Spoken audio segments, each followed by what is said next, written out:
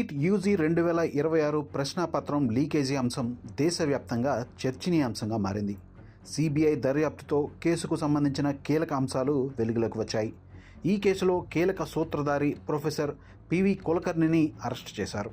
మే 18న Renukai chemistry classes founder Shivraj Raghunath మోటేగావ్కర్ను CBI అదుపులోకి తీసుకుంది. ఆ తర్వాత శివరాజ్ రఘునాథ్ మోటేగావ్కర్ను ఢిల్లీ కోర్టు 9 రోజుల కస్టడీకి సిబిఐకి అప్పగించింది. అయితే నీట్ ప్రశ్నాపత్రం లీకేజీ ఘటనలో ఆ కోచింగ్ సెంటర్లో పనిచేసే ఫ్యాకల్టీకి అనుమానం ఎలా వచ్చింది, అసలేం జరిగిందనే విషయాలు తెలుసుకుందాం. నీట్ యూజీ 2026 పేపర్ లీక్ రాజస్థాన్లోని కోచింగ్ కేంద్రమైన సికార్లో ప్రారంభమైందని సమాచారం. ఆ కోచింగ్ సెంటర్లో పనిచేసే ఉపాధ్యాయుడు ఎగ్జామ్ మెటీరియల్ను పరిశీలించడంతో ఈ విషయం వెలుగులోకి వచ్చిందని చెబుతున్నారు. పలు మీడియా కథనాల ప్రకారం మే 3న నీట్ పరీక్ష జరిగిన తర్వాత కీలక విషయాలు బయటపడ్డాయి. పరీక్షకు ముందు గెస్ట్ పేపర్స్ పేరుతో సర్క్యులేట్ అయిన పీడిఎఫ్ ఫైల్స్తో ఓ విద్యార్థి టీచర్కు ఫిర్యాదు చేశాడు. అయితే పరీక్షకు ముందు గెస్ట్ పేపర్స్ చాలా చోట్ల అందుబాటులో ఉంటాయి. అయితే సర్క్యులేట్ అయిన ఆ గెస్ట్ పేపర్స్ నీట్ యూజీ ప్రశ్నాపత్రానికి చాలా దగ్గరి పోలికలు ఉండడంతో ఆ ఉపాధ్యాయుడికి సందేహం కలిగింది. రిపోర్ట్ ప్రకారం పీడిఎఫ్ ఫైల్లో బయాలజీ, కెమిస్ట్రీ ప్రశ్నలు ఉన్నాయి.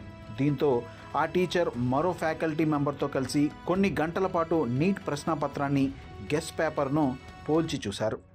వారి విశ్లేషణలో సుమారుగా 135 ప్రశ్నలు మ్యాచ్ అయినట్లుగా గుర్తించారు.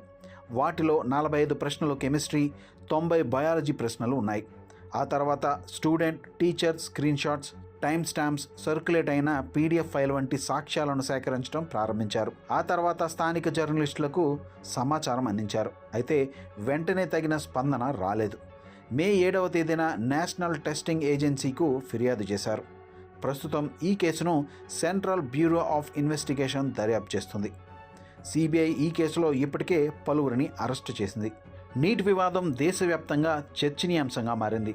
నిరసనలు, విద్యార్థుల్లో ఆందోళన, ఎన్టీఏ విశ్వసనీయతను ప్రశ్నిస్తూ ఆందోళనలు చేస్తున్నారు. ఇండియాలోనే అతిపెద్ద మెడికల్ ఎంట్రన్స్ ఎగ్జామ్ నిర్వహణ తీరుపై సందేహాలు వ్యక్తం చేస్తున్నారు.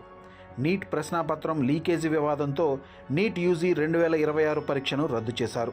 జూన్ 21న నీట్ పరీక్షను అత్యంత కట్టుదిట్టమైన భద్రతతో మళ్లీ నిర్వహించనున్నారు.